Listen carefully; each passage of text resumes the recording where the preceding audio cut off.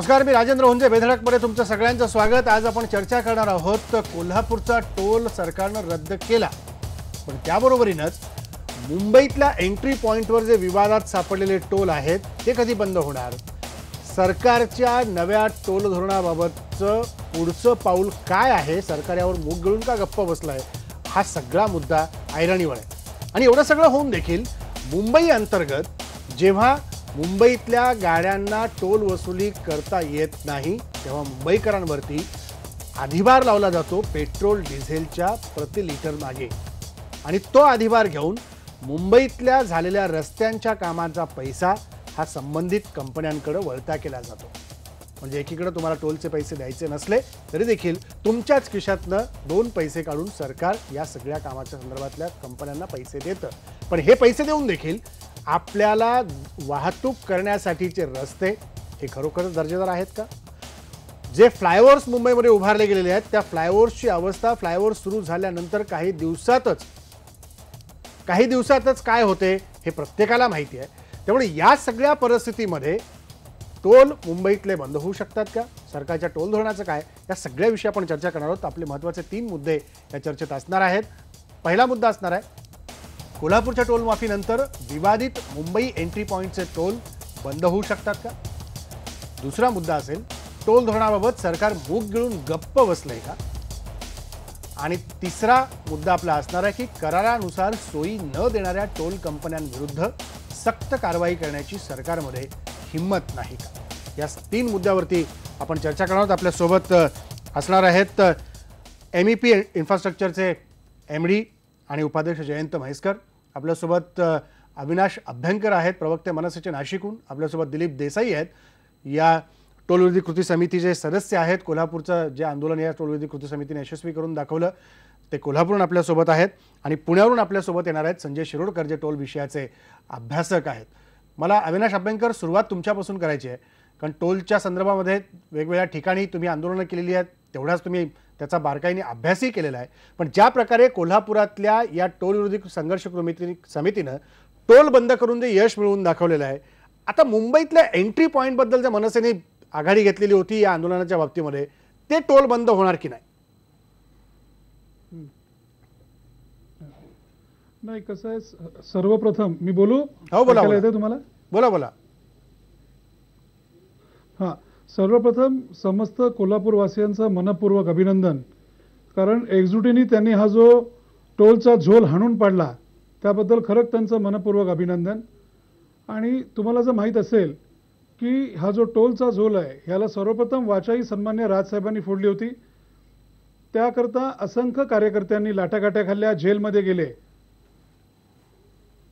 आणि हे सगळं होत असताना हा जो काही MEPचा झोल आहे हा प्रचंड आहे. म्हणजे हजारो कोटीच्या इन्व्हेस्टमेंट समोर जे काही रिटर्न्स दाखवलेले आहेत किंवा रिटर्न्स जे आतापर्यंत आलेले आहेत ते खरोखरच अगम्य आहेत. ते सामान्य माणसाच्या आकलन शक्तीच्या पलीकडे आहेत. आणि एकीकडे सरकार विविध प्रकारचे गाडी घेताना किंवा रस्त्यावरनं चालताना जे काही टॅक्सेस लावत असतात, तुम्हाला ऐकायला येतोय माझा आवाज? हो, सलग बोला, येतं, ऐकायला येतंय. हां, जे काही टॅक्सेस लावत असतात त्या माध्यमातून आतापर्यंत लाखो करोडो कोटी रुपये वसूल करून झालेले आहेत. आणि रस्त्यांची जर अवस्था बघितली तर त्याला अवस्था म्हणण्यापेक्षा शोचनीय दुरावस्था असं जर म्हटलं तर ते काही चुकीचं ठरणार नाही. आणि येणाऱ्या काळात कुठल्याही परिस्थितीत MEPचे टोल हे बंद व्हायलाच पाहिजेत. मध्ये काहीतरी ऐकलं 2027 पर्यंत बंद होणार नाहीत, परंतु हे चोचले ऐकून घेतले जाणार नाहीत कुठल्याही परिस्थितीत.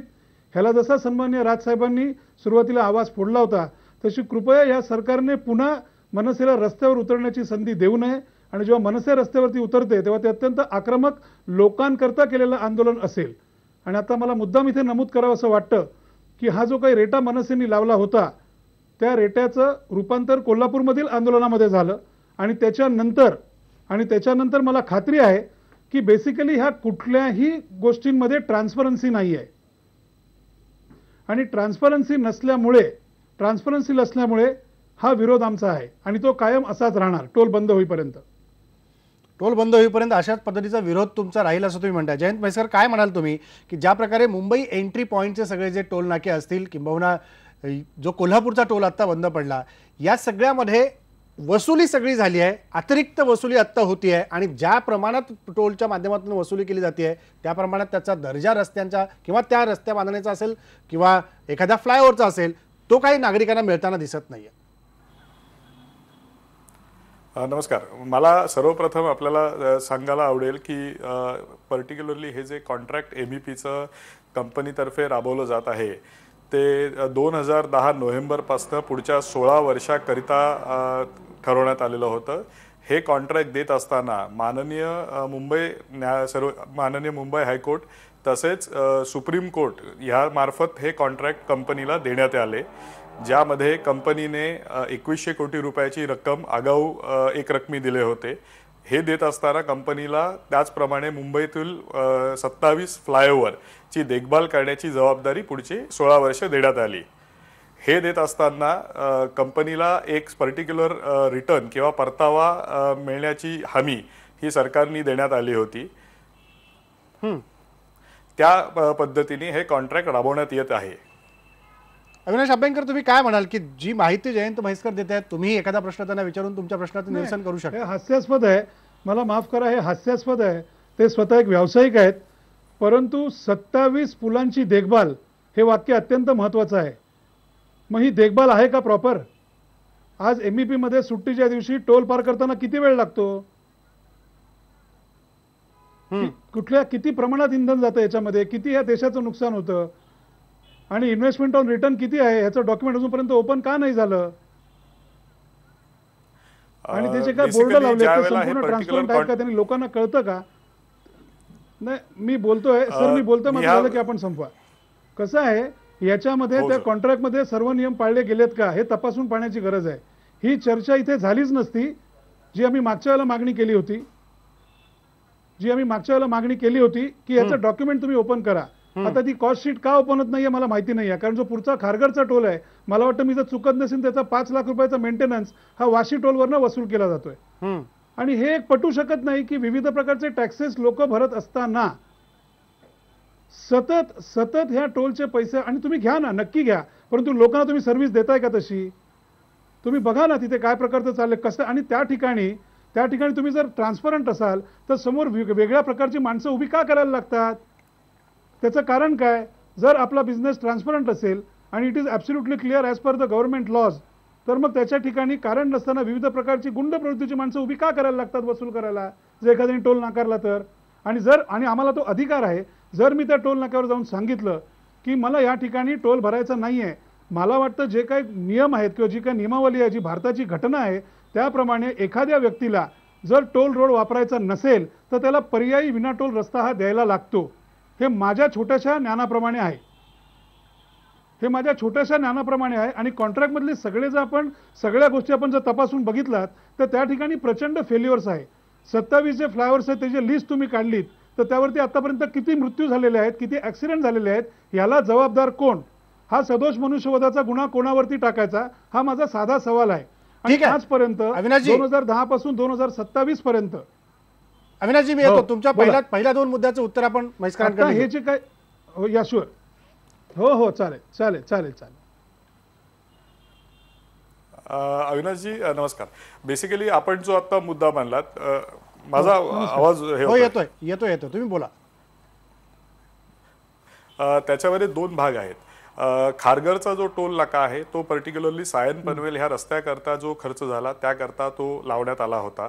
वाशी टोल व बाकी इतर मुंबईतील जे 4 प्रवेशद्वार आहेत ही मुंबई एंट्री पॉइंट ह्या कंपनीकडे 2026 पर्यंत माननीय उच्च न्यायालय व सर्वोच्च न्यायालयाच्या आदेशानुसार प्रोजेक्ट्स देण्यात आली होती.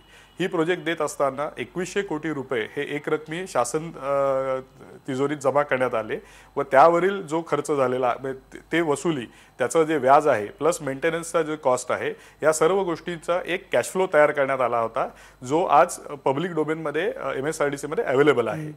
तीच इन्फॉर्मेशन प्रत्येक प्रोजेक्टची एक लाईफ सायकल कॉस्ट असते. ती लाईफ सायकल कॉस्ट ही प्रत्येक टोल नाक्यावरती जे डिस्प्ले बोर्ड लावण्यात आलेले आहेत त्या डिस्प्ले बोर्डमध्ये व्यवस्थितपणे दाखवण्यात येत आहे आणि ती दर महिन्याला अपडेट केली जाते. ती लाईफ सायकल प्रोजेक्ट कॉस्ट मधली जी लाईफ सायकल कॉस्ट आहे ती MSRDCनी आम्हाला अप्रूव्ह करून दिलेली आहे. त्या पर्टिक्युलर कॉस्ट प्रमाणेच ती आकडेवारी जी आहे ती दर महिन्याला अपडेट केली जाते. पण आपण जे मगाशी एक पर्टिक्युलर ब्रिज मेंटेनन्स बद्दल आपण एक जो मुद्दा मांडला त्याचे उत्तर द्यायचे झाले तर पर्टिक्युलरली ते जे ब्रिज आहेत त्या 27 फ्लायओव्हरचं मेंटेनन्स हे एक कंपनीतर्फे केले जाते. तसेच ती मॉनिटर करण्याच्या दृष्टीने MSRDC व इंडिपेंडेंट इंजिनियर या दोन एजन्सीज मार्फत त्याचा पूर्णपणे मॉनिटरिंग केलं जातं. त्यात काही जर त्रुटी निर्माण असतील तर त्या वेळोवेळी मांडल्या जातात आणि त्याच्यावरती सोल्युशन काढलं जातं. नाही अविनाश नाही नाही नाही नाही याच्यामध्ये ह्या त्रुटी पाळल्या जात नाहीत. त्याचं कायम प्रॉब्लेमॅटिक, ते ब्रिज कायम प्रॉब्लेमॅटिक आहेत. पावसामुळे त्याच्यावरती गाड्या स्किड होतात. रस्त्यांची क्वालिटी अतिशय निकृष्ट दर्जाची आहे. आणि आपण जर टोल नाक्यावरचा कुठलाही बोर्ड बघितलात, कुठलाही MEP जो वाशीवरनं येतो तो किंवा जो मागचा येतो तो, कॉन्ट्रॅक्ट प्रमाणे सर्व गोष्टी फुलफिल केल्या आहेत का, झाडं लागली आहेत का, बस स्टॉप्स आहेत का, आणि यू मीन टू से की 100% रस्ते अतिशय व्यवस्थित आहेत.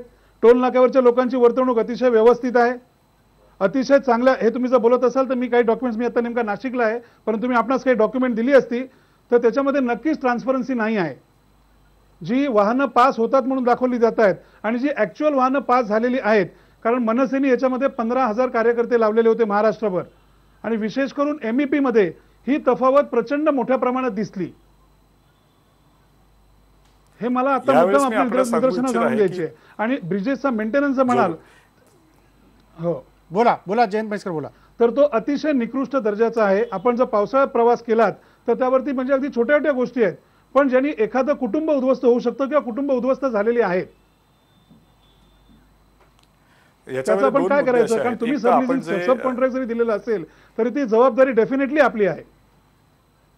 ठीक आहे, आपण उत्तर घेऊ. जयंतजी बोला. बेसिकली याच्यामध्ये दोन मुद्दे आहेत. एक तर आपण जी वाहनांची गणनेबद्दल बोलताय तर MSRDC तर्फे इंडिपेंडेंटली त्याचा ट्रॅफिक सर्वे दर वर्षातनं 2 वेळा, तसेच MEPच्या 3 ते 4 टोल नाक्यावरती ऑटोमॅटिक क्लासिफिकेशन आणि काउंटिंग सिस्टीम MSRDC तर्फे लावण्यात आलेली आहे, ज्याचा डेटा MSRDC दर महिन्याला गोळा करते.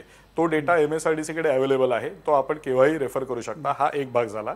मेंटेनन्स बद्दल जर आपण म्हणलात तर 27 जे फ्लायओव्हर आहेत मुंबईतले, त्यामध्ये आम्ही पर्टिक्युलरली MEPच्या मध्ये जे फ्लायओव्हर मेंटेन करतो त्याच्यावर आम्ही अतिशय काळजीपूर्वक मेंटेनन्स पूर्ण करण्याचा प्रयत्न करतो. तोच करत असताना त्यावर आम्ही काही स्पेसिफिक बोर्ड लावलेले आहेत की हे पर्टिक्युलर फ्लायओव्हर MSRDCच्या किंवा MEPच्या अंतर्गत मेंटेनन्स केले जातात. कारण मुंबईमध्ये मल्टिपल एजन्सीज आहेत, जसं की PWD आहे, BMC आहे किंवा MMRD आहे व MEP किंवा MSRDC आहे, जे पुलांची व रस्त्यांची देखभाल केली जाते. त्यामुळे मुंबईमध्ये बऱ्याच वेळा अशी गोष्टी निदर्शनास आमच्याही आल्या की जो पूल किंवा जो पर्टिक्युलर प्रोजेक्ट आम्ही मेंटेन करत नव्हतो त्यावरती एखादा अपघात घडला किंवा एखादी घटना घडली तर त्याचा ब्लेम हा टोल नाक्यावरती किंवा MEPच्या प्रोजेक्टवरती केला जातो, जी वस्तुस्थिती तशी नसताना लोकांचा गैरसमजुतीमुळे झाले असेल. पण तो गैरसमजूत दूर करण्याच्या दृष्टीने आम्ही ती पुरेशी कारवाई आणि काळजी घेतलेली आहे. पण जयंत म्हैसकर, एक आता पुलाचाच मुद्दा निघाला, उड्डाण पुलांचा, म्हणून सांगतो की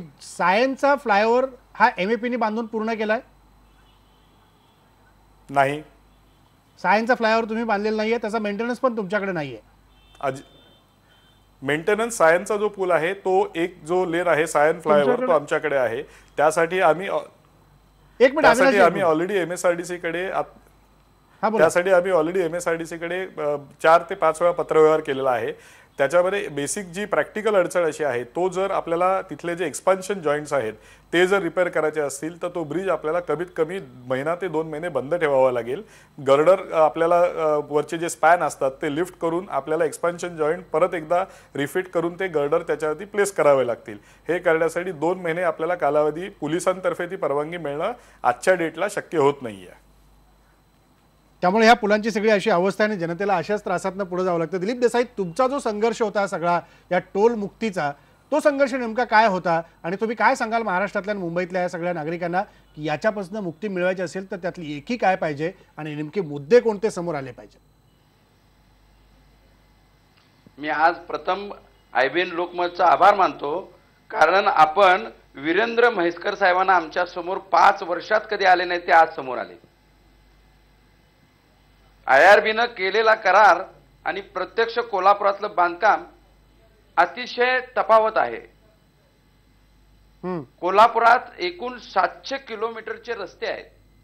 त्यापैकी महानगरपालिकेने 651 किलोमीटरचे रस्ते केले आणि IRB कंपनीनं 49 किलोमीटरचे रस्ते केले आणि या रस्त्यासाठी 9 टोल नाके उभा केले. मुळात टोल वसूल करणे या संस्कृती बेकायदेशीर आणि घटनाबाह्य आहेत. भारतीय राज्यघटनेमध्ये सूची क्रमांक 12 मध्ये रस्ते आणि पूल बांधण्याचं काम महानगरपालिका, राज्य शासन, केंद्र सरकार यांनी करायचे आहेत. आमचा टोलला विरोध नाही, परंतु कोल्हापुरातला आजचा टोलचा 5 वर्षाचं आंदोलन जर तुम्ही बघितलं तर वीरेंद्र म्हैसकरांनी स्वतः ते काम पाहिलं असतं तर फार बरं झालं असतं. रस्ते वरती आहेत आणि घरं खाली आहेत. पावसाळ्यात लोकांच्या घरात पाणी जातं. 220 कोटी प्रकल्पामधलं गटर जे आहेत ते 20 कोटीचे आहेत. या गटरमध्ये टँकरने ह्या साईडला पाणी ओतलं तर ते कुठल्या साईडला जातं याचा अंदाज नाही. MSRDC मध्ये अनेक उच्च शिक्षीय अभियंते आहेत आणि यांच्या चुका एक कोल्हापूरचा सर्वसाधारण नागरिक काढतो हे दुर्दैव आहे. त्यामुळं कोल्हापूरकरांनी जो काय 5 वर्ष संघर्ष केला, अनेक लाठीखाठी खाल्ले, लोकांच्यावर केसेस दाखल झाल्या. वीरेंद्र म्हैसकरांच्यावर आम्ही 3 केसेस दाखल केल्या, कारण का त्यांनी तसं जे कृत्य केलं. परंतु वीरेंद्र म्हैसकरांना आज अखेर कधी अटक झाली नाही.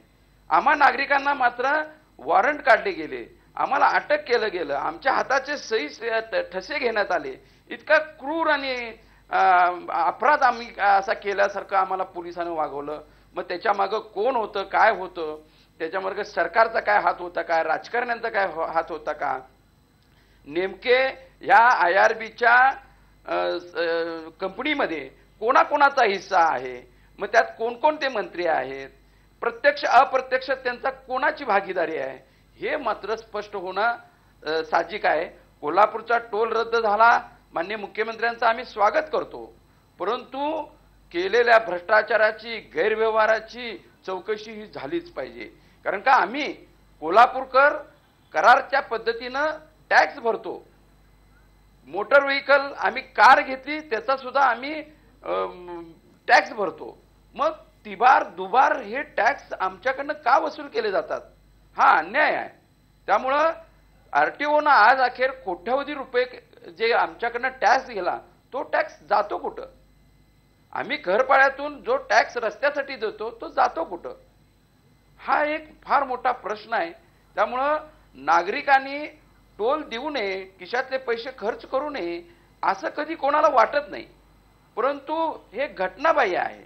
त्यामुळे टोल संस्कृतीची काय ठीक आहे दिलीप देसाई, मी येतो तुमच्याकडं. पण जयंत भास्कर, जो मुद्दा आता कोल्हापूरच्या टोल बाबतीतला उपस्थित झाला, कोल्हापूरच्या टोल बाबतीमध्ये IRB कंपनीने भूमिका घेतलेली होती की जे पैसे अदा करायचे आहेत उरलेले असलेले कामाचे किंवा जे वसूल होण्याचे आहेत ते महापालिकेने अदा करावेत, आम्ही हा टोल सगळा मोकळा करून देऊ.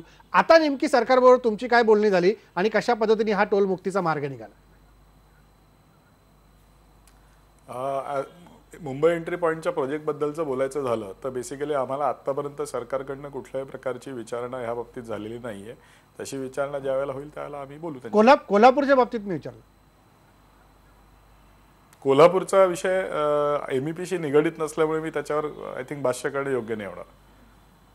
पण जेव्हा सरकार एकनाथ शिंदे म्हणाले, MSRDC मंत्री आहेत आपले, ते म्हणाले की 2027 पर्यंत मुंबईच्या एंट्री पॉईंटचे टोल आपण बंद करू शकत नाही. काय नेमकं कारण आहे? पण एकीकडे जर आपण बघितलं जे मुंबईतले आता हे जे तुम्हाला कॉन्ट्रॅक्ट दिलं गेलं 2100 कोटी रुपयाचं हे सगळं कॉन्ट्रॅक्ट आहे, 2010 साली दिलं गेलं होतं, 2016 पर्यंत हे सगळं वसुलीचा ठेका तुमच्याकडे होता, बरोबर आहे? 2026 पर्यंतच आहे. मग 2015 मार्च अखेरपर्यंत या 10 वर्षामध्ये साधारणतः 1176 कोटी रुपये वसूल झाले. आता उरलेली जी 1000 कोटी रुपयाची रक्कम असेल, 900 कोटी 1900ची, ही साधारणतः 3-4 वर्षात वसूल होईल. मग याला आणखी 10 वर्ष कशासाठी लागतील? MEPचे जे कॉन्ट्रॅक्ट देण्यात आले हे मी आपल्याला मगाशी म्हणल्याप्रमाणे माननीय उच्च न्यायालय व सर्वोच्च न्यायालयाच्या मंजुरीनुसार देण्यात आले. याच्यामध्ये 2 मुद्दे असतात. एक, 2100 कोटी रुपये आपण ज्या वेळेला म्हणतो की 2100 कोटी रुपये वसूल झाले की आपली टोल वसुली बंद व्हायला पाहिजे, याच्यामध्ये आपण मगाशी म्हणल्याप्रमाणे life cycle project cost particular प्रोजेक्टची असते त्या लाईफ सायकल प्रोजेक्ट कॉस्टमध्ये कॅपिटल एक्सपेंडिचर, त्याची इंटरेस्ट, त्याचा मेंटेनन्स, त्याची ऑपरेटिंग कॉस्ट, ह्या सर्व गोष्टींचं व reasonable return to the contractor ह्या गोष्टी ॲड केल्यानंतर एक IRR वर्किंग केला जातो. IRR वर्किंगप्रमाणे जो IRR शासनाने प्रोजेक्ट देण्याच्या वेळीच मान्य केलेला असतो त्या IRR प्रमाणे पैसे वसूल होईस्तोवर त्यांना ते कॉन्ट्रॅक्ट दिलं जातं. 2010 मध्ये हे जेव्हा कॉन्ट्रॅक्ट देण्यात आलं त्यावेळेला माननीय उच्च न्यायालयाने कालावधी ठरवताना 16 वर्ष 11 महिने अगोदर होता, तो 11 महिने कमी करून 16 वर्ष फायनल केला. तसंच 2100 कोटी रुपये जे आपल्याला 5 हप्त्यामध्ये द्यायचे होते शासनाला, ते 2100 कोटी रुपये अपफ्रंट देण्याचं ऑर्डर देण्यात आली. त्यानुसार ते पैसे देण्यात आलं व 2100 कोटी रुपयावरती आपण जर ढोबळपणे 12.5% व्याज जर घेतलं तर तेच वर्षाला जवळजवळ 250 कोटी रुपये व्याज होतं. 250 ते 350. ते 350 कोटी रुपये व्याज हे टोलच्या रकमेतूनच आपल्याला परतावा त्याचा करावा लागतो. या सर्व गोष्टींचा विचार केल्यानंतर जो कालावधी आहे आणि लाईफ सायकल प्रोजेक्ट कॉस्ट आहे जी डिसाईड करण्यात आलेली आहे त्याला मान्यता सर्वोच्च न्यायालय आणि महाराष्ट्र शासनाने दिल्यानंतर हे कॉन्ट्रॅक्ट साईन करण्यात आले. संजय शिरोडकर देखील आपल्यासोबत आहेत. संजय शिरोडकर, काय तुम्ही सांगाल नेमक्या या सगळ्या टोलच्या झोलबद्दल? कारण बऱ्याच मुद्द्यावरती तुम्ही आतापर्यंत तुमची मतं मांडलेली आहेत, काही ठिकाणी याचिकाही तुम्ही दाखल केलेली आहे. 2-3 गोष्टी आहेत. कोल्हापूरबद्दल म्हणायचं झालं तर 2-4 टर्म्स असतात की कंप्लिशन सर्टिफिकेट लागतं, ते नसेल तर तुम्हाला टोल वसुली करता येत नाही. आणि त्याच्यानंतर टर्मिनेशन क्लॉज पण असतो. म्हणजे ते दिवस असतात की 120 दिवस, त्याच्यानंतर मग 180 दिवस आणि मग ते काही पेनल्टी वगैरे असते. तर या बऱ्याचशा गोष्टी MSCDCकडनं होत नाहीत, हे अगदी स्पष्ट आहे. MEP बद्दल जर म्हणाल तर लाईफ प्रोजेक्ट कॉस्ट मस्कर साहेबांनी सांगितली ते सगळं मला पूर्ण मान्य आहे. ते जरी सत्य असतं, म्हणजे आता म्हणतात ना त्याची MEPची जी लाईफ सायकल कॉस्ट आहे की 2100 कोटी अपफ्रंट द्यायचे आणि मग त्यांनी जे त्याप्रमाणे की आता साधारणपणे 11,565 कोटी हे जनतेकडनं 2027 पर्यंत वसूल करतात. द पॉईंट इज की ती प्रोजेक्ट कॉस्ट जेव्हा वसूल होते त्याच्यानंतर सुद्धा टोल बंद होतो का? आणि जी टोल कलेक्शन जी रोजची आहे, मग तुम्ही महाराष्ट्रातलं कुठलंही उदाहरण घ्या, ती खरी दाखवली जाते का? त्या ऑडिटेड कॉपी दाखवल्या जातात. तुम्हाला CPUचा अभ्यास होतो का? मी तुम्हाला वाशी ब्रिजचं एक एक्झाम्पल देतो. 1984-85 PWDचे पेपर्स आहेत. त्यावेळेला 35,000 CPU होता. CPU साधारणपणे 100 व्हेकल असतील तर 1.5 असतो, 150 व्हेकल. तर बेसिकली तसं म्हटलं तर 84-85ला 35,000 CPU होता. तो PWDने लिखित केलं की 2001 साली तो 1,18,700 CPU जाईल. आणि तोच आज जर बघितलात तर तो डेफिनेटली 2.5 लाख क्रॉस होतो. आता जेव्हा 2.5 लाख CPU क्रॉस होतो तेव्हा व्हेकल या साधारणपणे 1,70,000 1,80,000 या त्या ह्याच्यामध्ये असतात. आणि दाखवले किती जात आहेत? आजही तुम्ही बघाल तर जवळजवळ वाशी बाजारवरनं ज्यांच्याकडे टोल घेतला गेला या फक्त 70,000 व्हेकल दिवसाला दाखवत आहेत. यांच्याच प्रोजेक्शनमध्ये हा आकडा आज 90 ते 96,000 आहे. म्हणजे प्रोजेक्शन केलेल्याच्या जवळपास पण येत नाही ती लोक. प्रोजेक्शन टोलेबल व्हेकल बरं का. त्याच्यानंतर मग जर CPU जर क्रॉस केला तर ॲक्च्युली वाहन संख्या 1.5 लाख ते 2 लाख आहे. मग याचा अभ्यास सरकार का नाही करत? आज तुमच्याकडे PWDचे सेन्सस अवेलेबल आहेत. जो काही टोल कलेक्शन डेटा येतो अगेन्स्ट PWDचा सेन्सस हा क्रॉस चेक कधीच होत नाही. म्हणजे हे जे अंडर रिपोर्टिंग चालतं त्याच्याबद्दल सरकार काहीच कारवाई करत नाहीये. म्हणजे थोडक्यात तुम्ही कॉन्ट्रॅक्ट करा, तुम्ही टेन्युअर द्या, IR करा, लाईफ कॉस्ट सगळं मला पूर्ण मान्य आहे. पण ही जर अंडर रिपोर्टिंग होत असेल आणि जर वसुली जर जास्त होत असेल तर मग ते 100% नुकसान का करून घ्यायचं? आणि याच्यामध्ये MSCD सुद्धा पैसे मिळत असतात, पर्सेंटेज असतो. म्हणजे जनतेकडनं घ्यायचा आणि दाखवायचा नाही, हा काय प्रकार आहे? ठीक आहे, आपण उत्तर घेऊ. सगळे पेपर्स उपलब्ध आहेत. ठीक आहे, जयंत भाई सर उत्तर द्या. जरूर. याच्यामध्ये 2 भाग आहेत. एक तर आपण जर MEPच्या ह्या प्रोजेक्टबद्दल बोलत असाल त्याच्यामध्ये लाईफ सायकल प्रोजेक्ट कॉस्ट आपल्याला ऑलरेडी मी मगाशी सांगितली. ती करत असताना आपण जो वाहनांची गणनेबद्दल दरवेळेला बोलतो आणि आपण एक जनरल आपलं एक परसेप्शन आहे की जितकी वाहनं जातात तितकी सर्व वाहनं टोल भरतात, ही पहिली गोष्ट चुकीची आहे. CPU आपण ज्यावेळेला कॅल्क्युलेट करतो त्यावेळेला CPUमध्ये आपण 2 व्हीलर वाहनं व जी नॉन टोलेबल वाहनं आहेत ती देखील PWD त्यांच्या गणनेमध्ये घेते. ती पहिली गोष्ट आपण वजा करायला पाहिजे.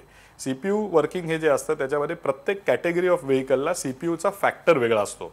तर तो फॅक्टर जर आपण बघितला तर कारला आपण म्हणल्याप्रमाणे 1.6 असेल, ट्रकला 2.6 असेल, ह्या सर्व गोष्टींचा विचार करता ॲक्च्युअल वाहनांची जी गणना आहे ती नक्कीच आपण जी म्हणताय त्याच्यापेक्षा म्हणजे जी CPU फॅक्टरच्या रिलेशनमध्ये कमी असते. हा एक भाग झाला.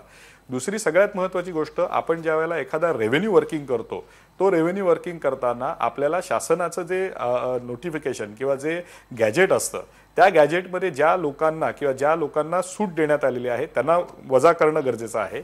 तिसरी गोष्ट अशी आहे की तीच करत असताना पर्टिक्युलरली मुंबईचं उदाहरण द्यायचं झालं तर मुंबईमध्ये कार ह्या जवळजवळ 70% of the total population of vehicles आपल्याकडे मुंबईमध्ये आज आहे.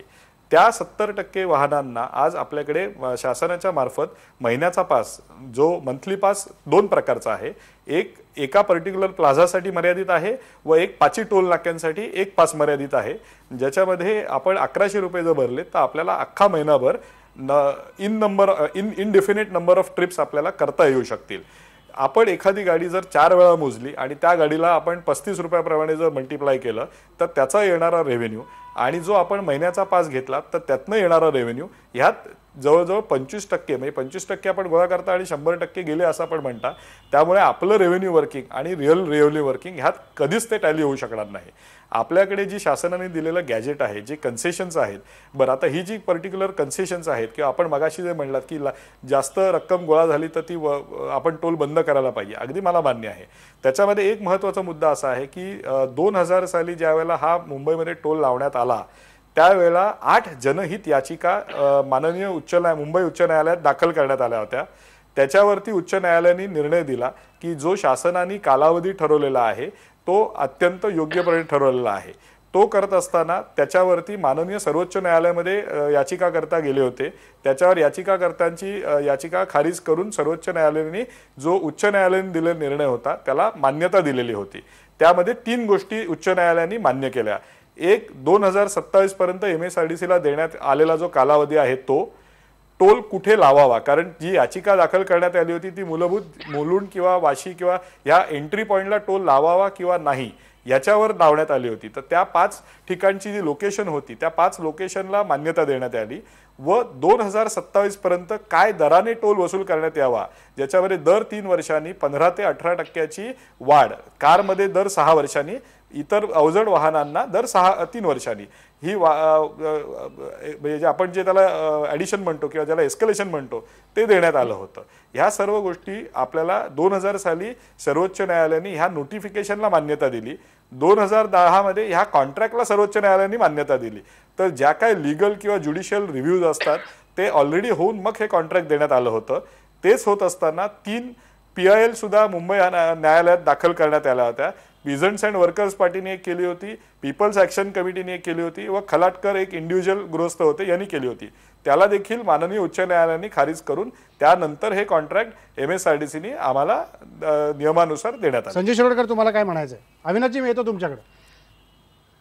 न्यायालयाचा दाखला देतात, परंतु न्यायालयाला प्रत्येक गोष्ट सांगितली जाते का याचं उत्तर द्यावं, कारण न्यायालय काय प्रत्येक गोष्टीचा अभ्यास करत नाहीत. दुसरी गोष्ट की बेसिकली नोटिफिकेशनमध्ये किंवा पॉलिसीमध्ये रिटर्न जर्नी आहे बरोबर, ती तुम्ही देत नाहीयेत, त्याचं स्पष्टीकरण द्या.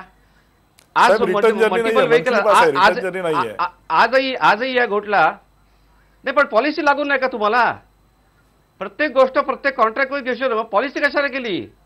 आणि बेसिकली मुंबई एंट्री पॉईंट तुम्ही म्हणताय, सिक्युरिटायझेशन ऑफ मुंबई एंट्री पॉईंट, मग एक्झिटला कशाला टोल घेताय याचं स्पष्टीकरण कोणीच देत नाहीये ना. कुठेतरी तो एंट्रीला भरलेला ना टोल, मग एक्झिटला कशाला घेताय याचं उत्तर द्या. मुंबई एंट्री पॉइंट हा टोल नाहीये. जरूर मुंबई एंट्री पॉइंट असा काही टोल नाहीये. जी वाहनं मुंबई शहरात प्रवेश करतात व जी मुंबई शहरातनं बाहेर पडतात या वाहनांना शासनाचं जे नोटिफिकेशन आहे त्याच्यामध्ये त्याची क्लिअर मेन्शन करण्यात आलेलं आहे, त्याप्रमाणे हा टोल घेतला जातो. अविनाशजी, अगदी थोडक्यात ब्रेक घ्यायचा आहे. राजेंद्र कसं आहे माहिती आहे, नाही मगापासून मी ते शाळेच्या कसं उत्तरपत्रिका वाचताच तसं मी ऐकतोय मगापासून, कळलं का? प्रश्न असा, इतकं जर सगळं ट्रान्सपरंट आहे, इतकं तर सगळं सुंदर आहे, आलबेल आहे, इतकं सुंदर आलबेल आहे का तिकडे?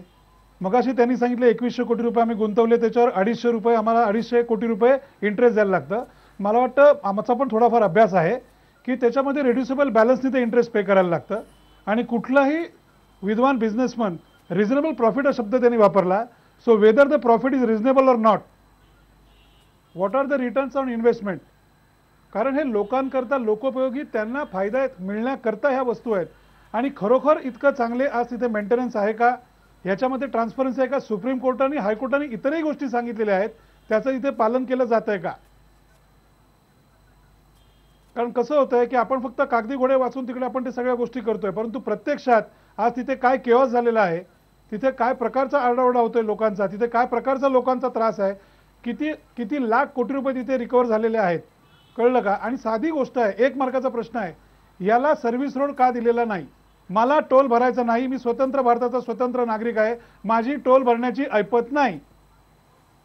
मग घटनेचं उल्लंघन आहे का नाही, का आम्ही मरेपर्यंत टोल भरायचे, याचं मला सांगा. जयंत मस्कर उत्तर द्या, ब्रेक घ्यायचं. कारण मी लहान असल्यापासून टोल भरतोय, आता केस मला रंगवायचे असं बंद वाटतं केले, साहेब, हा आता जो मुलगा प्रश्न मोठा झाला, आहे, आता मुलगी लग्न होऊन बाहेरगावी जाईल तरी टोल भरतोच आहे. वाशी ब्रिजले झाले या प्रश्नाचं उत्तर मला संजयजी, एक असं मिनिट. वाटतं, कधीतरी काही थांबणार आहे की नाही. मला असं वाटतं ह्या प्रश्नाचं बोला बोला. मला असं वाटतं ह्या प्रश्नाचं उत्तर MSRDC किंवा शासनाने देणं योग्य राहील, त्याचं उत्तर मी देणं योग्य होणार नाही. नाही MSRDCने हे बघा, असं नसतं. उद्या MSRDCने तुमच्याकडे हे कंत्राट दिलेलं आहे, त्यामुळे यू शुड टेल अस की it is whether it is absolutely transparent or not. It should be absolutely, you just quote here की yes everything is absolutely transparent, then we will send you the documents. Jayant Maskar अगदी सांगा. मान्य आहे. संपूर्ण Basically नियमाप्रमाणे जी- वसूल करत आहोत. शासन एकाही पैसा जास्ती वसूल केलेला नाही. MSRDC आणि Reasonable तुमच्यात returns झालेला आहेत. करार हा कुठल्याही पूर्णपणे प्रकारचा fraud पारदर्शी नाही आहे. आहे. सगळ्या प्रकारच्या सुविधा पुरवलेल्या आहेत. तिथे क्रेन्स आहेत, तिथे ॲम्ब्युलन्स आहे, तिथे हॉस्पिटल रिक्वायरमेंट असेल तर ती आहे, तिथे झाडं लावलेली आहेत, तिथे बस स्टॉप्स आहेत. हे सगळं आम्हाला सांगा. बेसिकली MEPचं जे कॉन्ट्रॅक्ट आहे त्याच्यामध्ये ज्या ज्या काही अटी शर्ती होत्या त्या अटी शर्तींची पूर्णता आपण केलेली आहे. आपल्या अटी शर्तींमध्ये ॲम्ब्युलन्स प्रोव्हाइड करणे, क्रेन प्रोव्हाइड करणे किंवा हॉस्पिटल प्रोव्हाइड करणे अशा कुठल्याही सोयी त्या पर्टिक्युलर कॉन्ट्रॅक्टमध्ये ॲज अ कॉन्ट्रॅक्टर किंवा ॲज अ एजन्सी ऑर कन्सेशनर MEPने करणं अपेक्षित नव्हतं. म्हणजे ज्या ज्या फक्त काही टोल routine वसूल करणे एवढीच एक प्रोव्हिजन आहे का? नाही, मेंटेनन्स ऑफ फ्लायओव्हर आहे. आणि जर ती असेल तर रस्त्याचा मेंटेनन्स आहे का मला सांगा. ठाणा क्रिकला आपण दोघे आत्ता जाऊ. मी आता रात्री नाशिकवरनं निघतोय, मी पहिल्या नाही. ब्रिजवरती येऊन थांबतो, आपल्याला दाखवतो कशा प्रकारे तो ब्रिज फुटलाय. ठाणा क्रिक ब्रिज तुमच्या ठाणा टोल नाक्याची क्रिक एंट्री बघा maintenance कशी होते. PWD कडे आहे. तुमच्या टोल नाक्याची एंट्री जी आहे ना, अगदी बरोबर आहे. पावसाळ्याचं बघितलीस तर मला तुम्ही वल्ली प्रोव्हाइड केली तरी चालतील. मला आपण जे म्हणता ते बरोबर आहे की बरेच वेळा लोकांचा गैरसमज ह्यामुळे होतो की आपल्या मुंबईमध्ये बरेच उड्डाण पूल आहेत आणि मल्टिपल एजन्सीज आहेत, त्यामुळे MEPचे जे पर्टिक्युलर टोल म्हणजे रिलेटेड जे प्रोजेक्ट मधले पूल आहेत त्या सर्व पुलांवरती आपण बोर्ड लावलेले आहेत. अशा बोर्ड आपण सांगा, मला एक 2-3 MEPचे ब्रिज सांगाल कृपया, आपण कुठले आहेत? हो जरूर. आपण मगाशी म्हणल्याप्रमाणे सायनचा जो ब्रिज आहे तो आहे, वाकोला आहे, कलिना आहे, JVLR आहे. सायनचा, बरं, सायनचा वाकोला उत्तम आहे. आपण मला असं वाटतं जाऊन स्वतः चेक केलेलं बरं. मी जास्त भाष्य करणे योग्य मेसेज नाही पाठवू होणार. मेलवर. नाही सायनचा बरं का म्हैसकर साहेब, सायनच्या ब्रिजचा उल्लेख रोज आहे करतो. सायनच्या ब्रिजचा उल्लेख झाला. सायनच्या ब्रिजवरनं रोज आम्ही सगळे जातो. मुंबईतनं प्रवास करत असताना, गाड्या घेऊन जात असताना अशी अवस्था येते कधी कधी की जर एखादा पेशंट असेल तर ब्रिज चढला तर उतरेपर्यंत राहील की नाही अशी साशंकता त्याच्या मनामध्ये येते. इतके धक्के त्याला सहन करावे लागतात. गाडी कुठलीही असू द्या, मग तुमची ती मर्सिडीज पासून एखादी विस्टा कुठलीही गाडी असू द्या, पण त्याच्यामध्ये जर त्याला एखादा मणक्याचा आजार असेल तर त्याची अवस्था अशी होते की ब्रिज उतरेपर्यंत मी राहतो की जातो, ह्याला जबाबदार कोणाला पकडायचं? याच्यामध्ये असं आहे की पर्टिक्युलरली सायनचा ब्रिज जर आपण उदाहरण घ्यायचं झालं तर त्याला मी मगाशी म्हणल्याप्रमाणे ऑलरेडी आम्ही MSRDCला याबाबत वेळोवेळी सूचना किंवा वेळोवेळी आम्ही आमच्याकडनं पत्रव्यवहार केलेला आहे. आज मुंबई शहराचा सायन हा ब्रिज एक आर्टरी आहे. तो जर आपल्याला 2 महिने बंद करावा लागला तर त्याच्यासाठी ट्रॅफिकची जी आपल्याला व्यूहरचना आहे ती आपल्याला ट्रॅफिक पोलीसकडनं परमिशन जर मिळवून आपण मला दिलीत, आम्ही त्याच्यावर काम चालू करायला तयार आहोत. ठीक आहे, आपण ब्रेक घेऊ. ब्रेकनंतर अजूनही काही मुद्दे आहेत आपल्या सगळ्या पाहुण्यांशी आपण चर्चा करणार आहोत त्या टोलच्या संदर्भातच. ब्रेक घेऊ, ब्रेकनंतर परत येऊ.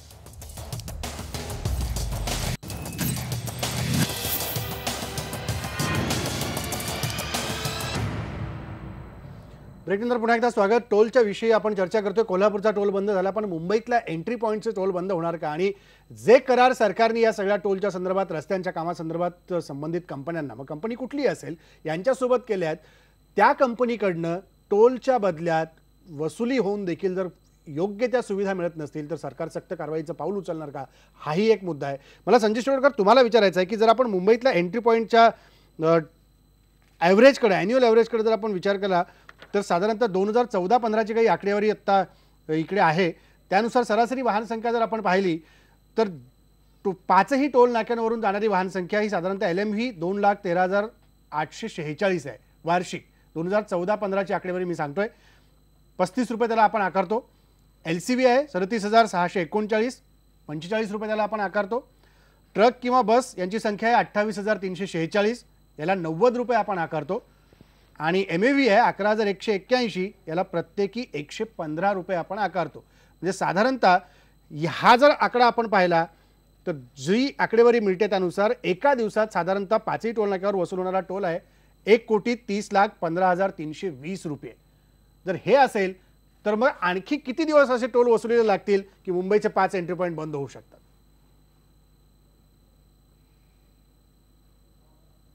संजय शिरोडकर. हां, ओके. कसं आहे, बेसिकली तुम्ही जर कॅल्क्युलेशन केलं तर आजच्या या घडीला मुंबई एंट्री पॉईंट आणि एक्सप्रेस यांचं टेन्युअर बघता तुम्ही इमिजिएट 4 व्हीलर आणि STला सवलत द्या ना, म्हणजे एक्झाम करा ना. तरीसुद्धा जे मोठ्या व्हेकलचा टोल आहे ना त्याची अमाऊंट खूप असते. तुमच्या टेन्युअरप्रमाणे ते पूर्ण होतील ना, किंवा मी तर म्हणेन 2-4 वर्ष आधीच होईल. मगासपासून कॉन्ट्रॅक्ट आम्हाला सांगितलं जातं. मग पॉलिसी कशाला केलेली आहे? पॉलिसीतले कुठलेच मुद्दे त्याच्यामध्ये नाहीत, त्यांना बांधील नाही आहेत. मगाशी म्हैसकर साहेबांनी सांगितलं की नॉर्मल जो वाहन संख्या असते सेन्सर्स त्याच्यापैकी जो एक्झाम्पशन कॉम्पोनंट 25% आहे. अहो पण सेन्सस सांगतो 70,000, तुमचे टोलेबल दाखवता तुम्ही 35,000. 25% तरी तुमच्या मताप्रमाणे एक्झाम्पशन कॅटेगरी काढली तरी 25% उरतो ना. आणि वाहन संख्या ज्या मुंबई आतबाहेर होतात 5 पॉईंटवरनं ती म्हटली तर रोजचा हा 25% अहो कैक लाखांचा आहे. त्याचा हिशोब कोणीच देत नाहीये. नाही पण हे मला म्हणजे मला हा एक सर्वस्वी मुद्दा- मी तो सर्वस्वीच नाही हा मुद्दा मला म्हैसकर साहेबांना विचारायचा आहे. जयंत म्हैसकर की जो एक्झाम्पशन आहे, एक्झाम्प्टेड गाड्या रोज जातात किती? अशा हजारो गाड्या तर जात नसतील. आणि दुसरी गोष्ट सांगतो, अहो मला हजारो सोडा हो, तो डेटा मेंटेन करणं कंपल्सरी आहे. आम्ही जेव्हा डेटा आम्ही मागतो तेव्हा डेटा आम्हाला मिळत नाही. ठीक आहे, आपण उत्तर घेऊ. 1 मिनिट संजय अहो. शिरोडकर. जयंत म्हैसकर उत्तर हा. द्या. जरूर. बेसिकली याच्यामध्ये 2 मुद्दे आहेत. आपण मगाशी जी वाहनांची टोटल गणना सांगितली की एवढी वाहनं जातात, 1,30,00,000 रुपये दिवसाला त्याला टोल रेटनी मल्टिप्लाय करून आपला रेव्हेन्यू यायला पाहिजे.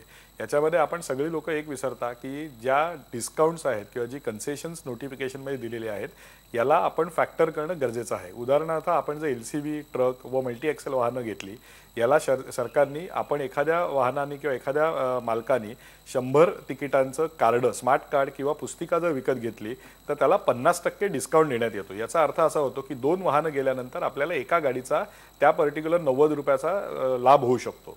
हा एक भाग झाला. दुसरी गोष्ट, कारला जी कॅटेगरी आहे जी आपल्या मुंबईमध्ये सर्वात मोठ्या प्रमाणावर आहे त्याला मंथली पासची सोय आहे. एक गाडी एखाद्या टोल नाक्यावरनं 3 वेळा 4 वेळा फेरी मारली तर त्याचा टोल जो आहे तो आपल्याला मंथली पास म्हणजे 1100 रुपये भागिले 30 दिवस म्हणजे साधारण 35 रुपये एका दिवसाचे, एका ट्रिपचे न करता एका दिवसाचे आपल्याला मिळतात.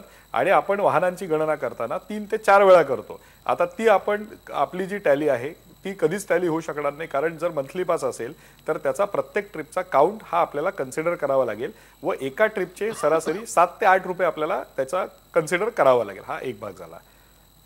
अविनाश अभ्यंकर. नाही, कसं आहे माहिती आहे ना, मला असं वाटतं मी गणिताच्या क्लासला बसलोय म्हणून. आपण इथे मला असं मगाशी ब्रेकच्या आधी ते म्हणाले होते की तुम्ही आम्हाला RTO कडनं परमिशन करून द्या, मग आम्ही तो ब्रिज रिपेअर करतो. कसं आहे, हा टेंडर घेताना त्यांनी असं नव्हतं सांगितलं ना, तर तेही आम्ही करून दिलं असतं. त्यामुळे ही जबाबदारी 100% त्यांचीच आहे. दुसरी गोष्ट, मी आता कन्सेशन ऐकतोय. अहो आपण व्यापारी आहात, व्यापारी कन्सेशन केव्हा देतो? एका चमच्यावर जर 1 मर्सिडीज फ्री असेल ना तर चमच्याची किंमत काही कोटी रुपये असते. त्यामुळे चमचा फ्री, मर्सिडीज फ्री देतोय म्हणून चमचा स्वस्त आहे असं होऊ शकत नाही. तसंच 2 ट्रिप गेल्यानंतर जेव्हा आपण तिसरी गाडी मला 2 वरती 1 द्यावी लागते फ्री असं जेव्हा म्हणताय, किंवा छोट्या गाड्यांचं असेल, हा 100% प्रॉफिट कॅल्क्युलेट करूनच दिला जातं. दुर्दैवाची गोष्ट अशी आहे, आपण स्वतः या महाराष्ट्राचे नागरिक आहात, आपण प्रतिष्ठित आहात, परंतु आपल्याला असं का नाही वाटलं की या एसटीचा टोल माफीचा प्रस्ताव आपण मांडावा? का प्रत्येक ठिकाणून फक्त पैसेच कमवायचे आहेत? आणि secondly, you are also businessman, we know very well, कळलं का की याच्यामध्ये काही रिझनेबल रिटर्न वगैरे नाही आहे. त्याच्यामध्ये बऱ्याच लूपहोल्स आहेत. तो प्रत्येक व्यावसायिक माणूस त्याचा उत्तमरित्या वापर करतो. आणि कल्याण शिवफाटा मला वाटतं आपल्याकडेच आहे. आपण जरा सांगाल मला, कल्याण शिवफाटा रोड आपल्याकडेच आहे ना? कल्याण शिवफाटा ही साधारण 2 वर्षाचा जी कॉन्ट्रॅक्ट चाळण आम्हाला असते, देण्यात आलेला आहे. राजेंद्र मला बोलू दे. मी येतो संजय शिरोडकर, तुमच्याकडे येतो 1 मिनिट. जयंत मस्कर बरोबर आहे ना? मग तिकडचा रस्ता आपण जर चेक केलात, तर त्याची चाळण हा शब्द छोटा होईल जरा. कसं आहे, आपण फक्त कॉन्ट्रॅक्टचे पेपर वाचतोय मेसकरजी, परंतु त्याचा मेंटेनन्स, त्याची रिक्वायरमेंट, हे माझ्याकडे बरेचसे टोल प्लाझांचे आता इकडे मी थोडक्यात काढलेले आहेत, परंतु या ठिकाणी कुठेही मेंटेनन्स प्रॉपर नाही आहे. आणि मी आपल्याशी मला माहिती आहे मी कोणाशी बोलतोय आणि कोणासमोर बोलतोय, त्यामुळे याचा मेंटेनन्स, आपण याची काळजी घ्यायला पाहिजे. आपण एक उद्योजक आहात, आपण एक व्यावसायिक, आपण लोकांचा विचार केला पाहिजे. आणि आपण टोल ज्यांच्याकडनं घेत आहोत त्यांना खरोखर त्याप्रमाणे आपण सर्व्हिसेस देतो आहोत का? आज टोल नाक्यावरती जेव्हा 1-1 किलोमीटरच्या रांगा लागतात, तेव्हा मग तेवढ्याच प्रकारे त्या तिकडे काही नियम घातलाय का की एक गाडी टोल नाक्यावरनं किती मिनिटात पास झाली पाहिजे? रिटर्नच्या बाबतीत आपण काय धरलेलं आहे? तिथे जे डिझेलचं पोल्युशन होतं, त्या पोल्युशनने एखादा माणूस जर टीबीनी गेला तर याची जबाबदारी पुन्हा म्हणाल की दुसऱ्यांचीच आहे. आम्ही धूर कसा थांबवणार? त्यामुळे निदान त्या माणसाचं जगणं तरी सुसह्य करा. नुसते कागदोपत्री घोडे प्रत्येक ठिकाणी असतात, परंतु ठीक आहे. पेपरमध्ये 2 क्वेश्चन ऑप्शनचे सुद्धा असतात. अविनाशजी उत्तर काही घेऊ आपण ऑप्शनलाही टाकल्या पाहिजेत गोष्टी. आपण उत्तर घेऊ. जयंत महेशकर उत्तर द्या. याच्यामध्ये पहिली गोष्ट, कल्याणशीळ रस्त्याबद्दल आपण जर बोलत असाल तर कल्याणशीळ रस्त्यावरील टोल वसुलीचं कंत्राट केवळ आपल्या कंपनीकडे आहे. त्याची रस्त्याची जी देखभाल आहे ती पूर्णतः आज MSRDC कडे आहे. ज्या वेळेला प्लस नावाची एक मलेशियन कंपनी होती, त्यांनी जेव्हा ह्या प्रोजेक्टमधनं बाहेर ती निघाली, त्यानंतर MSRDCनी त्याचा मेंटेनन्सची जबाबदारी स्वतःकडे घेतलेली आहे. त्याचा रस्ता मेंटेन आज MSRDC वेळोवेळी करत आलेली आहे. त्यात जर काही त्रुटी असतील तर त्या मी आपल्या माध्यमातून MSRDCला रिक्वेस्ट करीन की त्याच्यावर लवकर कार्यवाही व्हावी. दुसरी गोष्ट, मला वाटतं आपली नैतिक जबाबदारी, जेव्हा आपण टोलचं टेंडर घेतलं असेल तर आपली नैतिक जबाबदारी असते. जरूर आम्ही आमच्याकडनं देखील MSRDC कडे त्याचा पाठपुरावा जरूर करू. दुसरी गोष्ट, MSRDCच्या मुंबईतील प्रवेशद्वारावरील जे आपण वाहनांचा क्लिअरन्स टाइम बद्दल म्हणलात, तर कन्सेशन एग्रीमेंटमध्ये त्याच्यावर अत्यंत योग्यप्रमाणे प्रोव्हिजन देण्यात आलेली आहे. आणि त्या प्रोव्हिजनच्या अंतर्गत जो काही वेटिंग टाइम टोलवरती लागायला पाहिजे, त्याच्यापेक्षा जर जास्त वेटिंग टाइम लागायला लागला तर कपॅसिटी ऑगमेंटेशन, म्हणजे वाहनांची किंवा नंबर ऑफ टोल लेन्स ज्या आहेत त्याचा आपल्याला लेन्स वाढवायचे आहेत. आज आपण जर बघितलं असेल तर वाशी, मुलुंड, ऐरोली तसंच दहिसर ही जे 4 प्रवेशद्वार आहेत, इथे ऑलरेडी आपण 4-4 लेन, म्हणजे जवळजवळ 4 नाके जर आपण बघितलं तर 16 ते 20 लेन आपण वाढवलेले आहेत. दुसरी गोष्ट, टेक्नॉलॉजीचा आपण जर चांगल्या पद्धतीने वापर करू शकलो, ज्याचा प्रयत्न आम्ही आमच्याकडनं पूर्णतो आणि अत्यंत प्रामाणिकपणे करतोय, ज्याच्यामध्ये आपल्याला 2 मुद्द्यांचा ह्याच्यात समाधान मिळू शकतं. एक तर जो वेटिंग टाइम आहे टोल नाक्यावरती तो आपल्याला मोठ्या प्रमाणावर कमी करता येईल. व दुसरी गोष्ट, आपल्याला जी ट्रान्सपरन्सीबद्दल आपल्याला नेहमी जी एक शंका लोकांच्या मनात असते त्याचं आपल्याला निवारण करता येईल. RFID ही टेक्नॉलॉजी आम्ही ऑलरेडी इम्प्लिमेंट केलेली आहे. जवळजवळ 40 ते 50 हजार टॅग कारला आम्ही ऑलरेडी इश्यू केलेले आहेत. ही पर्टिक्युलर टॅग्स आहेत, हे प्रीपेड टॅग्स आहेत, ज्याच्यावरती आपल्याला टोल नाक्यावरती न थांबता ड्राईव्ह, म्हणजे आपण ज्याला म्हणतो फ्री ड्राईव्ह किंवा नॉनस्टॉप ड्राईव्ह आपण ज्याला म्हणतो, इलेक्ट्रॉनिक टोलिंग अंडर, ती आपण इम्प्लिमेंट केलेली आहे. आणि त्या नंबर ऑफ लेन्स वाढाव्या किंवा ते जास्तीत जास्त लोकांनी ते टॅग विकत घ्यावे यासाठी आम्ही प्रयत्नशील आहोत. तसंच आम्ही नॅशनलाइज बँका व काही प्रायव्हेट पेमेंट गेटवेज यांच्याशी देखील आमची बोलणी चालू आहे, जेणेकरून लोकांनी एकदा टॅग विकत घेतल्यानंतर त्यांना टोल नाक्यावरती पुन्हा पुन्हा तो टॅग रिचार्ज करण्यासाठी येऊ न लागणे याची सोय व्हावी. यासाठी आम्ही ऑलरेडी त्याच्यावर काम चालू आहे. पुढील महिन्यात ते 2 महिन्यात ते इम्प्लिमेंट पण होईल. यामध्ये 2 फायदे आहेत. आपण जे म्हणलात की वेटिंग टाइम टोल नाक्यावरचा आपल्याला मोठ्या प्रमाणात खाली आणता येईल. ऑलरेडी आम्ही RFIDचा आम्हाला ज्या लोकांनी त्याचा उपभोग घेत आहेत त्यांच्याशी आपण त्यांची प्रतिक्रिया घेऊ शकता. त्याचा नक्कीच त्यांना उपयोग होतोय व अधिकाधिक लोकांना RFID मिळावा. आपण मगाशी म्हणल्याप्रमाणे मुंबईमध्ये सगळ्यात मोठी वाहनांची संख्या जी आहे ती कारची आहे. आपण जर कारचा हा प्रॉब्लेम RFIDच्या माध्यमातून किंवा ई टोलिंगच्या माध्यमातून सोडवू शकलो तर आपला मेजॉरिटी जो प्रॉब्लेम आहे हा सॉल्व्ह होऊ शकतो. पण जयंत म्हस्करजी, एक छोटा आणि साधा प्रश्न मनात माझ्या पडलेला विचारायचा आहे. जर समजा एखाद्या कंपनीला, कंपनी कुठली असू द्या, मी पर्टिक्युलर MEP IRB असं काही म्हणत नाही, पण जी कुठली कंपनी असेल, ज्या कंपनीला रस्त्याचं फ्लायओव्हरचं काम दिलं गेलं असेल, जर समजा ते दर्जेदार नाही झालं तर सरकारने त्यांच्यावर सक्त कारवाई करावी असं तुम्हाला वाटतं का? जे कन्सेशन ॲग्रीमेंटमध्ये जे नियम असतील किंवा ज्या काय प्रोव्हिजन्स असतील त्याप्रमाणे नक्कीच करावं. सरकारने ते पाऊल उचलावं जर समजा त्यांना तसं योग्य नाही वाटलं, जनतेने तशा तक्रारी केल्या तर?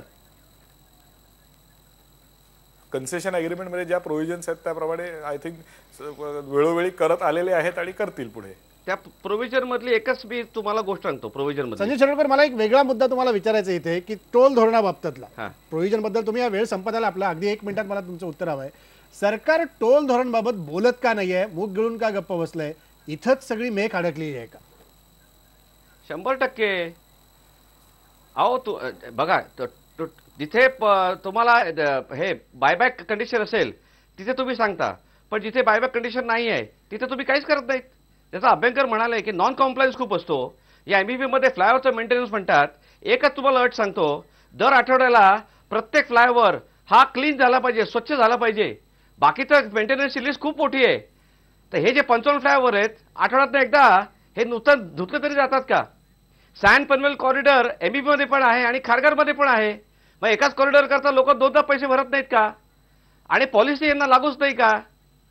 मुंबई पुणे एक्सप्रेसवर MSRTC STC करार होता यांचा आणि ते कन्सेशन डिस्काउंट यांनी ST ला दिलं नाही आणि MSRTC ला 20 कोटीचा फटका बसला. त्याचं स्पष्टीकरण कोणी देत नाहीयेत. ना कॉन्ट्रॅक्टर देत आहेत, ना मंत्री देत आहेत, ना ट्रान्सपोर्ट कमिशनर देतोय, ना शिंदे देत आहेत, ना कोणीच देत नाहीये. आणि दुसरी सर्वात महत्वाची गोष्ट, एक्सप्रेसवर VIP पास इश्यू केलेत. हे अक्षरशः कायद्याला धरून नाहीयेत. एक्झामिशन कॅटेगरी नोटिफिकेशन मध्ये मेन्शन केल्या आहेत, त्याबद्दल माझं काही म्हणणं नाहीयेत. पण मग हे VIP पास कोणाकोणाला दिले आहेत त्याची माहिती जर मागितली, बरोबर आहे, सर्वात पहिले MSRTCने यांना पुढे पाठवून ती चूक केली आणि मला याच म्हणजे MIPLचं उत्तर आलं की आम्हाला प्रायव्हेट कंपनी आहोत, आम्हाला RTA लागू नाहीये. अहो मला सांगा, VIP पास द्यायचा अधिकार यांना दिला कोणी? बरं, माहिती मागितलं तर ती द्यायची नाही. आम्हाला प्रायव्हेट कंपनी, आम्ही RTA लागू नये म्हणून आमचं तोंड बंद करायचं. म्हणजे एका ठिकाणी जनतेकडनं भरमसाठ टोल वसूल करायचा आणि VIP पास यांनी वाटेल त्या लोकांना वाटायचे. हे डबल स्टँडर्ड का? जयंत म्हस्कर, अगदी थोडक्यात याचं उत्तर उत्तर द्या. द्यावं. अगदी थोडक्यात उत्तर द्या. मला असं वाटतं शिरोडकर साहेबांनी जो मुद्दा उपस्थित केला तो एक्सप्रेसवे संदर्भात केला, परंतु MEP ह्या कॉन्ट्रॅक्टशी निगडीत नसल्यामुळे याच्यावर मी भाष्य नाही करू शकणार. मुंबईच्या एंट्री पॉईंटच्या ठीक आहे, काय संदर्भात हरकत नाही. मुंबईचं एंट्री पॉईंट म्हटलं ना, 55 फ्लायओव्हर आठवड्यात एकदा हे आहे. सेम कॉरिडॉर खारघर कॉन्ट्रॅक्ट मध्ये पण आहे, या कॉन्ट्रॅक्ट मध्ये पण आहे. अहो वाशी ब्रिजचा मेंटेनन्स MBP मध्ये पण आहे आणि वाशी ब्रिजचा मेंटेनन्स खारघर मध्ये पण आहे. अहो हे काय चाललंय? नाही, मला एक असं मिनिट, वाटतं संजय आपलं शिरोडकर, काहीतरी एक मिनिट. गैरसमज होतोय. 2 कॉन्ट्रॅक्ट. जयंत म्हस्कर, थोडक्यात उत्तर द्या, वेळ संपत आला. आपला काहीतरी गैरसमज होतोय. बेसिकली समजावून सांगा मला. जे प्रोजेक्ट आहे ते, हो सांगतो मी आपल्याला, ते BRC आपला जो जंक्शन आहे किंवा फ्लायओव्हर आहे तिथपासून तो सुरुवात होतो व तो पनवेलपर्यंत त्याचा एंड होतो. त्याच्यामध्ये त्यांचं 6 लेनिंगचं काम त्यांनी पूर्ण केलं. सायन पनवेलमध्ये जो वाशीचा जो ठाणे क्रिक ब्रिज आहे त्याचा मेंटेनन्स आजच्या घडीला PWD कडे आहे. खारघरचा जो टोल गोळा केला जातो तो त्यांनी जो रस्ता बांधला किंवा रस्त्याची जी काय त्यांनी आज सुधारणा केलेली आहे त्याच्यासाठी हा घेतला गेलेला टोल आहे. सायन पनवेल कॉरिडॉरवरील MSRTCने जे पर्टिक्युलर फ्लायओव्हर प्रीडिटरमाइंड केले होते त्या मेंटेनन्सची जबाबदारी ही MEP कडे आहे. त्या प्रत्येक फ्लायओव्हर ज्याच्यावर MEP आज मेंटेनन्स करते त्याच्यावर आम्ही बोर्ड लावलेले आहेत. त्या पर्टिक्युलर फ्लायओव्हरच्या व्यतिरिक्त जे फ्लायओव्हर आहेत त्यात मी आपल्याला मगाशी म्हणल्याप्रमाणे मल्टिपल एजन्सीज आहेत, ज्यात PWD आहे, MMRD आहे किंवा काही ठिकाणी सायन पनवेल टोल रोड आहे. ह्या 3 ते 4 एजन्सीज मेंटेन करत असल्यामुळे त्या नक्की कोणाची जबाबदारी आहे हा आपण जर तिथे बोर्ड बघितलात तर ते आपल्याला समजू शकेल. दिलीप देसाई, अगदी थोडक्यात शेवटी, जसं कोल्हापूरमध्ये तुम्ही सगळे एकत्रित आलात आणि ND पाटलांनी सांगितलं कोल्हापूरचा संघर्ष कोल्हापूर शहरापुरता नव्हता तर तो संपूर्ण राज्यासाठी होता. मुंबईत अशी आंदोलनं करण्याची वेळ आली तर कोल्हापूरकर मुंबईकरांना साथ देणार का? जरूर साथ देणार.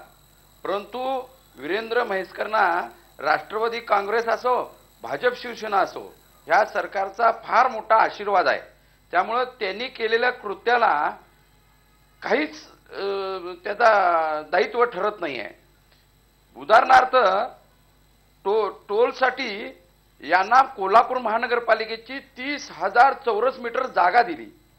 या जागेचं 99 वर्षाचा करार यांच्याबरोबर झाला, परंतु एका मिनिटात वीरेंद्र म्हैसकरनी एका प्रायव्हेट लिमिटेड कंपनीला ही जमीन हस्तांतर केली 5 स्टार हॉटेलसाठी, परंतु कोणतीही यांच्यावर कारवाई झाली.